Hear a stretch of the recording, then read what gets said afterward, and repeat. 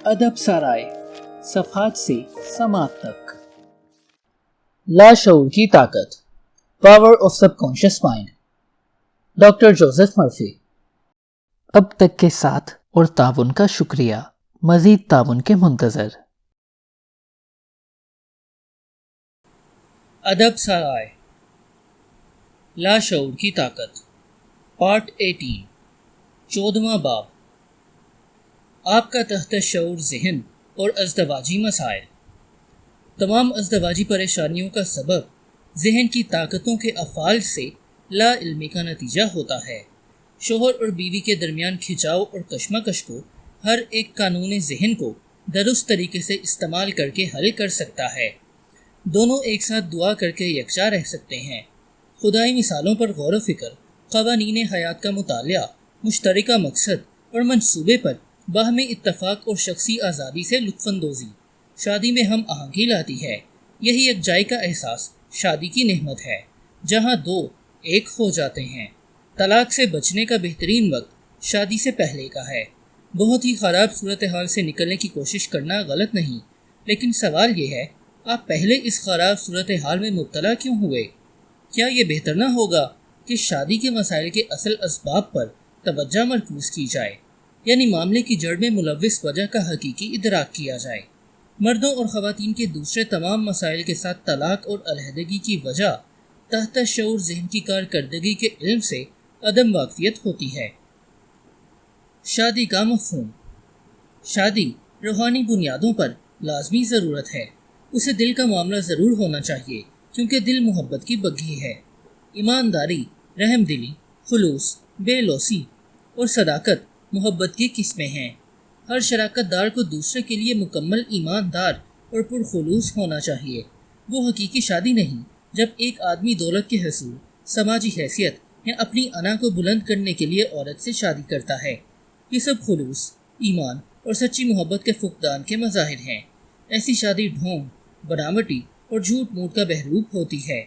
जब एक औरत कहती है, मैं काम से थक चुकी हूँ, मैं शादी करना चाहती हूँ क्योंकि मुझे तहफ़्फ़ुज़ की ज़रूरत है, उसकी दलील गलत है। वो क़वानीन ज़हन को दुरुस्त तरीके से इस्तेमाल नहीं कर रही। इसका तहफ़्फ़ुज़ शऊर और तहत शऊर ज़हन के बाहमी राब्ते के इल्म और उसके दुरुस्त अमल इत्तलाक़ पर मबनी है। मिसाल के तौर पर, कोई भी ख़ातून जो इस किताब के मुतल्लिका अबवाब में बयान करदा अहम तकनीकों का इत्तलाक़ करती है, वो कभी दौलत या सेहत के फुकदान में मुब्तला नहीं होगी। उसकी दौलत उसके खाविन, बाप या किसी और के बगैर भी उसके पास आ सकती है। एक खातून को सेहत, सुकून, खुशी, वलवला, रहनुमाई, मोहब्बत, दौलत, तहफ़्फ़ुज़, मुसर्रत या दुनिया की कोई और शय के लिए किसी मर्द पर इन्हिसार नहीं करना चाहिए। उसका तहफ़्फ़ुज़ और ज़हनी सुकून उसके अंदर मौजूद अंदरूनी क़ुव्वतों के इल्म और उसके ज़हन के क़वानीन को मुसलसल तामीरी अंदाज में इस्तेमाल करने से आता है। किस तरह मिसाली शोहर को मुतवज्जा किया जाए? आप अपने तहत शऊर ज़हन की कारकर्दगी के तरीके से आगाह हैं। आप जानती हैं जो कुछ भी आप उस पर नक्श करती हैं, उसका आप अपनी दुनिया में मुशाहिदा करेंगी। आप अपने तहत शऊर ज़हन पर मर्द की वो खूबियाँ और खसूसियात जिनकी आप तमन्ना करती हैं नक्श करना शुरू कर देंगी। झेल में एक आला तरीन तकनीक दर्ज है। आप आरामदेह कुर्सी पर रात को बैठ जाएं, आंखें बंद कर लें, ज़हन को जाने दें, जिस्म को ढीला छोड़ें, बहुत ही खामोशी, इनफ़ाली और असर पजीर हो जाएं। अपने तहत शऊर ज़हन से मुखातिब होकर उससे कहें, मैं अब एक ईमानदार, पुरखुलूस, वफ़ादार, काबिल एतबार, अमन पसंद, खुशबाश और खुशहाल मर्द को अपनी तरफ मुतवज्जा कर रही हूँ। ये खूबियाँ जिनकी मैं मद्दा ख़्वाह हूँ अब मेरे तहत शऊर ज़हन में गर्क हो रही हैं।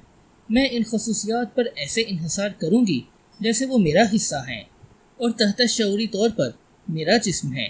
मैं जानती हूँ वहाँ एक नाकाबिल मज़ाहमत क़ानून तवज्जा है और मेरा तहत शऊर एतक़ाद के मुताबिक उस मर्द को मेरी तरफ मुतवज्जा करता है जिसे मैं अपने तहत शऊर ज़हन में सच्चा महसूस करती हूँ। मैं जानती हूँ मैं उसकी सुकून और खुशी के लिए अपना हिस्सा डाल सकती हूँ। वो मेरे और मैं उसके नस्बुल ऐन से मोहब्बत करती हूँ, ना वो मुझे और ना ही मैं उसे बेएतबार करती हूँ। हम दोनों में बाहमी मोहब्बत, आज़ादी और एहतराम है। अपने तहत शऊर ज़हन को इस तरीके से भरने की मशक़ करें। फिर आप उन काबिलियतों और खसूसियात के हामिल शख्स को جس کی آپ ذہنی طور پر متلاشی ہیں اپنی جاری مبذول ہونے کی مسرت پائیں گی۔ جب آپ دونوں ملیں گے آپ کا تحت شعور ذہن اپنے ناقابل مزاحمت اور ناقابل تغیر بہاؤ کے مطابق ایک راستہ کھولے گا۔ آپ اسے محبت، تعاون اور جان نثاری کے بہترین جذبات دینے کی خواہش رکھیں۔ اپنے تحت شعور کے دیے ہوئے محبت کے تحفے کو قبول کریں۔ کس طرح مثالی بیوی کو متوجہ کیا جائے؟ درج ذیل کے مطابق دعویٰ کریں، میں اب صحیح عورت کو متوجہ کرتا ہوں جو میرے ساتھ مکمل اعتقاد رکھتی ہے۔ یہ ایک روحانی ملاپ ہے کیونکہ خدائی محبت کسی ایسی شخصیت کے ذریعے کام کر رہی ہے جس سے میں مکمل امتزاج رکھتا ہوں۔ میں جانتا ہوں میں اس خاتون کو سکون، خوشی اور مسرت دوں گا۔ میں محسوس کرتا اور اعتقاد رکھتا ہوں میں اس خاتون کی زندگی کو بھرپور، مکمل اور شاندار بنا سکتا ہوں۔ میں اب فرمان دیتا ہوں وہ درج ذیل اوصاف اور خصوصیات رکھتی ہے۔ وہ روحانی، ایماندار، وفادار اور سچی ہے۔ وہ ہم آہنگ، پرامن اور خوش ہے۔ ہم ناقابل مزاحمت طریقے سے ایک دوسرے کی طرف کھنچتے ہیں۔ میرے تجربے میں صرف وہ داخل ہو سکتا ہے جو محبت، سچائی اور خوبصورتی سے تعلق رکھتا ہے۔ اب میں اپنے مثالی ساتھی کو قبول کرتا ہوں۔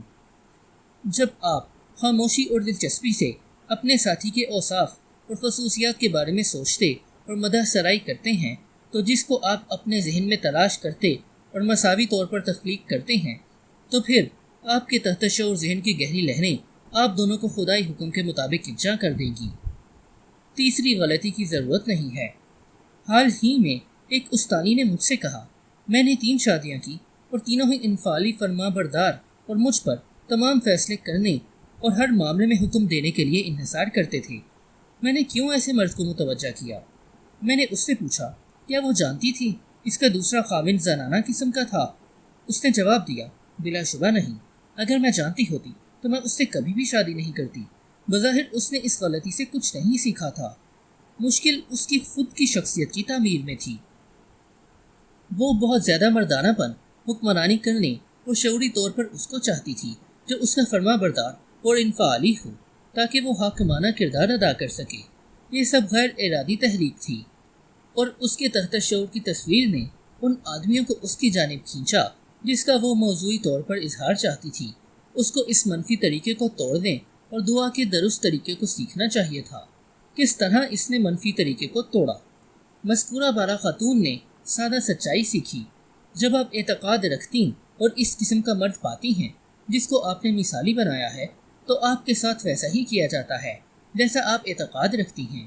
درج ذیل مخصوص دعا ہے جس کے ذریعے اس خاتون نے اپنے تحت شعور ذہن کے پرانے رجحان کو منقطع اور مثالی ساتھی کو گرویدہ کیا۔ میں اپنے ذہن میں اس قسم کے آدمی کو تخلیق کر رہی ہوں جس کی میں بہت تمنائی ہوں۔ آدمی جس کو میں گرویدہ کرتی ہوں وہ مضبوط، طاقتور، پیار کرنے والا، مثالی مرد، کامیاب، ایماندار، بے لوث اور وفادار ہے۔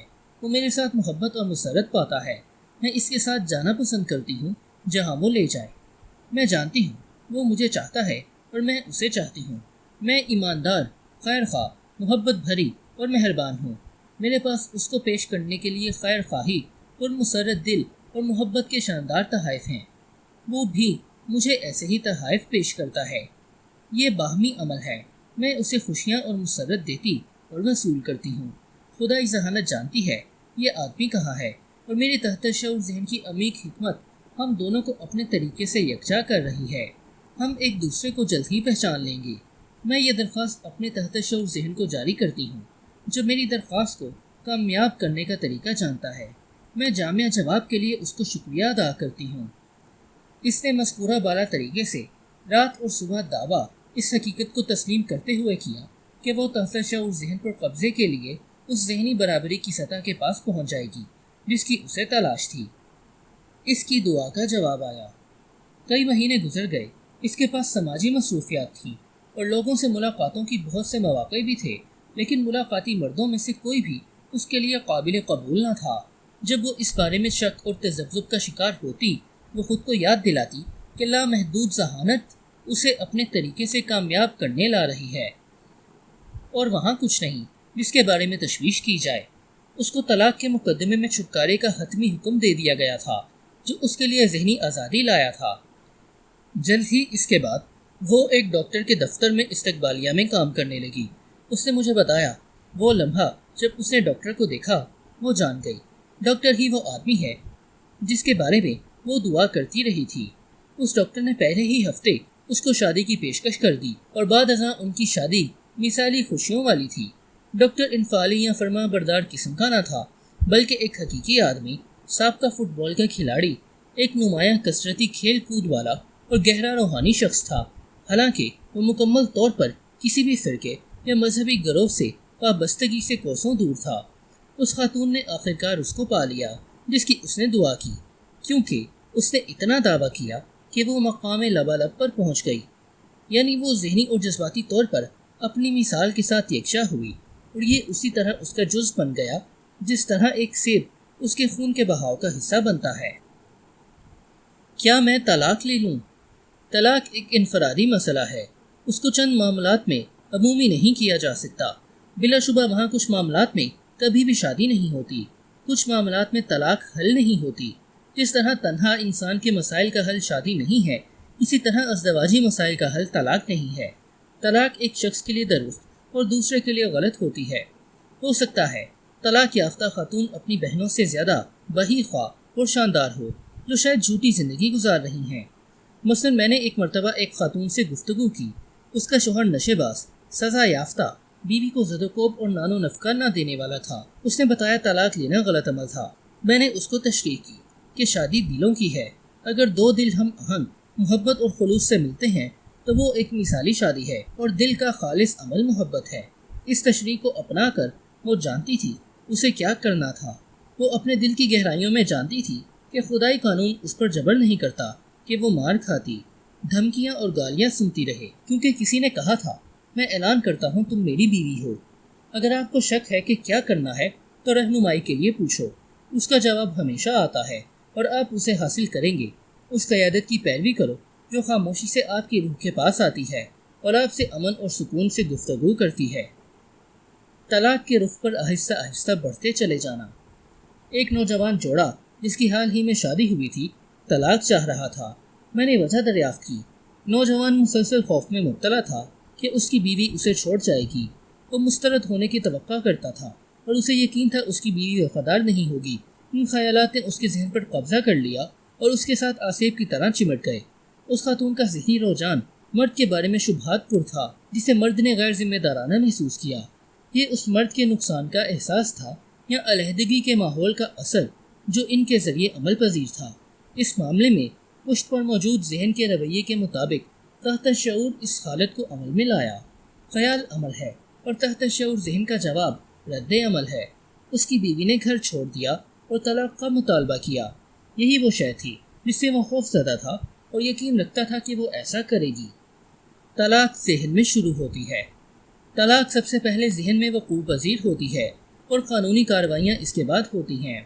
یہ نوجوان جوڑا آزردگی، خوف، شک اور غصے سے بھرا ہوا تھا۔ ان رویوں نے ان کے سارے وجود کو کمزور، تھکا ماندہ اور مزمحل کر دیا تھا۔ انہوں نے سیکھا نفرت جدا اور محبت یکجا کرتی ہے۔ انہوں نے احساس کرنا شروع کیا کہ وہ اپنے ذہنوں کے ساتھ کیا کرتے رہے تھے۔ دونوں میں سے ایک بھی ذہنی عمل کے قانون سے واقف نہ تھا اور وہ اپنے دماغوں کو غلط استعمال کر رہے تھے، اس لیے اپنے لیے افراتفری، انتشار اور تکالیف لا رہے تھے۔ یہ دونوں حضرات میری تجویز پر واپس ایک ساتھ گئے اور دعا کے ذریعے علاج کا تجربہ کیا۔ انہوں نے ایک دوسرے کے لیے محبت، سکون اور خیر خواہی کو چمکانا شروع کیا۔ ہر ایک نے ہم آہنگی، صحت، سکون اور محبت کو چمکانے کی مشق کی۔ انہوں نے ہر رات کو باری باری ترانہ حمد پڑھا۔ ان کی شادی ہر روز پہلے کے مقابلے میں زیادہ خوبصورت ہو رہی ہے۔ جھگڑالو بیوی۔ بہت مرتبہ بیوی کے جھگڑے کا سبب صحیح توجہ نہ ملنا ہوتا ہے۔ اکثر یہ محبت اور جذبات کی طلب ہے۔ اپنی بیوی پر توجہ دو اور مداح سرائی کر کے اظہار کرو۔ اس کی کئی اچھی خصوصیات کی تعریف اور مداح کریں۔ یہاں ایک ایسی جھگڑالو بیوی بھی ہے جو مرد کو اپنی مرضی کے طریقے پر ڈالنا چاہتی ہے۔ یہی دنیا میں آدمی سے چھٹکارا پانے کا تیز ترین راستہ ہے۔ بیوی اور شوہر کو غلاظت خوری سے بچنا چاہیے، یعنی دونوں کو ایک دوسرے کی معمولی خطاؤں اور غلطیوں کی ٹوہ میں رہنے سے ہمیشہ اجتناب کرنا چاہیے۔ دونوں ایک دوسرے پر توجہ دیں اور ایک دوسرے کی ہر پائیدار تعمیری خوبی کی تعریف کریں۔ اڑنے والا شوہر۔ اگر ایک آدمی اپنی بیوی سے اس لیے کرتا اور نکتہ چینی شروع کرتا ہے کیونکہ وہ چیزیں اس عورت نے کی یا کہی ہیں جسے وہ ناپسند کرتا ہے، وہ مرد نفسیاتی زبان میں بدکاری کر رہا ہے۔ بدکاری کا ایک مفہوم بت پرستی ہے، مثلاً کسی اور کی طرف توجہ دینا یا ذہنی طور پر منفی اور تباہ کن کے ساتھ ملانا ہے۔ جب ایک آدمی اپنی بیوی کی خاموشی سے مزاحمت کرتا اور اس کا رویہ پوری دشمنی کا ہوتا ہے تو وہ بے وفا ہے، وہ اپنی شادی کے داموں کا وفادار نہیں جس میں اس نے بیوی کو اس کی زندگی کے تمام دنوں میں خوشحالی دینے اور احترام کرنے کا وعدہ کیا تھا۔ وہ آدمی جو کرتا، تلخ اور مزاحمت کرتا ہے وہ بیوی کے تیکھے تبصرے ہضم کر سکتا ہے جس سے اس کے غصے میں کمی آ سکتی ہے۔ وہ بڑی حد تک رحم دل اور با اخلاق ہو سکتا ہے۔ وہ مشاکی سے کنارے پر اختلاف کر سکتا ہے۔ وہ تعریف کر کے اور ذہنی کوشش سے دشمنی کی عادت سے باہر نکل سکتا ہے۔ پھر وہ نہ صرف اپنی بیوی بلکہ کاروباری رفقا کے ساتھ بھی بہتر رہنے کے لائق ہوگا۔ انجام کار وہ ہم آہنگی، سکون اور یکسانیت کی حالت پالے گا۔ عظیم غلطی ہے۔ مثال کے طور پر بیوی پڑوسن سے کہتی ہے، چارلی مجھے پیسے نہیں دیتا، وہ میری ماں سے نفرت سے پیش آتا ہے، خوب پیتا مسلسل گالیاں دیتا اور بےعزت کرتا ہے۔ بیوی یہ سمجھتی ہے اس طرح وہ اپنے شوہر کو پڑوسیوں اور رشتہ داروں کی نظروں میں ذلیل کر رہی ہے، وہ کبھی اس کے لیے مثالی شوہر نہیں ہوگا۔ آپ ازدواجی مسائل پر ایک تربیت یافتہ مشیر کے علاوہ کبھی بھی کسی کے ساتھ تبادلہ خیال نہ کریں، کیونکہ لوگوں کی اکثریت آپ کی شادی کو منفی انداز میں دیکھے گی۔ مزید یہ کہ جب آپ اپنے شوہر کی کمزوریوں اور خامیوں پر تبادلہ خیال کرتی ہیں، آپ حقیقت میں ان حالات کو اپنے اندر خود ہی تخلیق کرتی ہیں۔ کون انہیں سوچتا اور محسوس کرتا ہے؟ آپ ویسے ہی ہیں جیسا آپ محسوس کرتی اور سوچتی ہیں۔ رشتہ دار آپ کو عام طور پر ہمیشہ غلط مشورے دیتے ہیں۔ وہ عام طور پر تعصب پر مبنی اور یک طرفہ ہوتے ہیں، کیونکہ یہ غیر جانبدارانہ طریقے سے نہیں دیے گئے۔ جو بھی مشورہ آپ کائناتی قانون کے سنہری اصول سے انحراف کر کے وصول کرتی ہیں وہ اچھا اور مضبوط نہیں ہوتا۔ یہ یاد رکھنا بہتر ہوگا کہ کوئی بھی دو انسان ایک چھت کے نیچے رجحان اور رویوں کے ٹکراؤ، تکلیف اور کھنچاؤ کے ادوار کے بغیر نہیں رہتے۔ کبھی بھی اپنی شادی کا ناخوش رخ اپنے دوستوں پر ظاہر نہ کرو، اپنے جھگڑے اپنے تک رکھو اور اس طرح اپنے دوستوں اور ساتھیوں کی تنقید اور ملامت سے بچو۔ اپنی بیوی کو اپنی مرضی کے مطابق ڈھالنے کی کوشش مت کرو۔ شوہر بیوی کو اپنی ذات کا دوسرا رخ بنانے کی کبھی کوشش نہ کرے۔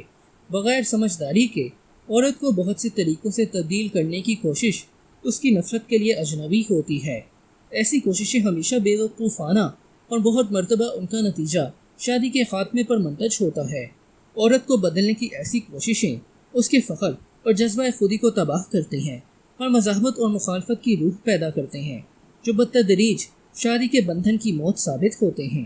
بلا شبہ اچھی ازدواجی زندگی کے لیے ہم آہنگی اور موافقت کی ضرورت ہے، لیکن اگر آپ اپنی ذہن کے اندر ایک اچھی نظر رکھتے اور اپنے کردار اور رویے کا مطالعہ کرتے ہیں تو آپ اپنے اندر بہت سی خامیاں اور کمزوریاں پائیں گی جو باقی مادہ زندگی میں آپ کو اپنی زندگی تک مصروف رکھیں گی۔